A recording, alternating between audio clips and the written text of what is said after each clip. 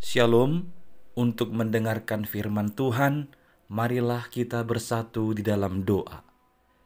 Kasih karunia dan damai sejahtera dari Allah Bapa kita dan dari anaknya Tuhan Yesus Kristus kiranya menyertaimu sekalian. Amin.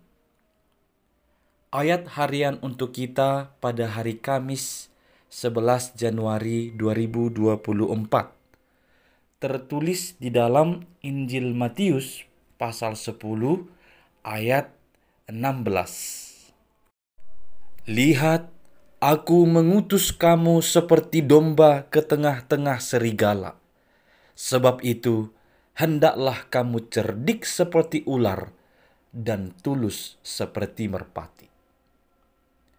Saudara-saudari yang dikasihi Kristus, kalimat terakhir ini sudah sangat sering kita dengar, bahkan sering diambil atau dikutip hanya bagian terakhir dari ayat 16 itu. Yakni cerdik seperti ular dan tulus seperti merpati. Sayangnya, kalimat ini ditempatkan di sembarang keadaan, di sembarang kondisi, atau di sembarang tindakan, termasuk hal-hal yang sudah bertentangan dengan kehendak Tuhan. Maka marilah kita fokus kepada konteks di mana itu dipakai, disebutkan oleh Tuhan Yesus. Dikatakan, aku mengutus kamu seperti domba ke tengah-tengah serigala. Itu menjadi fokus utama. Kita ini diibaratkan seperti domba di tengah-tengah serigala. Domba adalah binatang yang lemah dan penurut. Dia syarat dengan disesatkan atau dimangsa. Dan disebut di tengah-tengah serigala, itu adalah binatang buas yang menerkam sesuka hatinya. Maka di situasi yang demikian, ketika kita berada di situasi kita ini adalah orang yang lemah dan penurut di antara kaum pemangsa yang hendak menerkam kita, maka kita diminta bersikap cerdik seperti ular, tulus seperti merpati. Sebagai domba, Yesus adalah gembala kita. Maka tidak pernah Yesus sang gembala yang baik itu tidak benar-benar menjaga, tidak benar-benar menyaksikan atau memeriksa domba-domba. Ini menjadi kekuatan kita di awal, bahwa sebagai domba-domba Kristus, kita tahu Tuhan kita senantiasa mengawasi kita, menuntun kita, walau kita berada di tengah-tengah serigala. Untuk itulah kita bersikap cerdik seperti ular, tulus seperti merpati. Ular sebenarnya tidak pernah dikategorikan sebagai binatang yang cerdik, malah lebih sering dikategorikan sebagai kelicikan. Dan merpati jarang disematkan dengan ketulusan, tapi lebih ke kesucian, ke kelemah lembutan. Akan tetapi ada hal menarik di situ.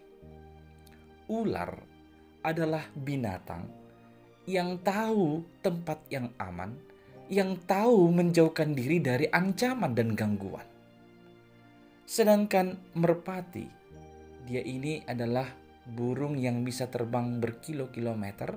Itu sebabnya dia dipakai sebagai simbol PT Pos. Tapi dia ini selalu ingat pulang ke asalnya. Maka dengan pemahaman itulah kita mengerti sekarang. Cerdik seperti ular. Kalau kau sudah tahu bahaya, jangan pula kau mau mati konyol di sana. Menghindar dari bahaya itu, ancaman itu. Dan tulus seperti merpati, kita ingat pulang ke sang pemilik kita, ya gembala tadi. Ketika kita berhadapan dengan serigala-serigala itu, jangan mengandalkan diri kita sendiri, jangan mengandalkan kekuatan kita, kembali kepada sang gembala. kembali kepada sang pemilik. Supaya apa? Supaya dia yang akan menghantam ataupun dia yang akan menghancurkan para serigala yang hendak menerkam kita. Maka dari ayat ini, jadilah orang yang seperti domba penurut kepada sang gembala, yang senantiasa dengaran dengan suara sang gembala, kemudian bertindak cerdik, berhati yang tulus, senantiasa ingat pulang. Kemanapun, seberapa jauh pun kau berjalan hari ini, ingatlah pulang kepada sang gembala itu, kepada Tuhan Yesus Kristus, sang penuntun hidup itu. Jangan pernah melupakannya. Amin, kita berdoa. Ya Tuhan Allah, kami ini adalah lemah di tengah-tengah kesulitan, di tengah-tengah ancaman di dunia ini yang layaknya menghadapi serigala. Maka anugerahkanlah kami hikmat supaya kami dapat bertindak cerdik seperti ular, tulus seperti merpati. Engkaulah yang menuntun kami sebab Engkaulah gembala agung kami. Dalam Kristus Yesus kami berdoa. Amin.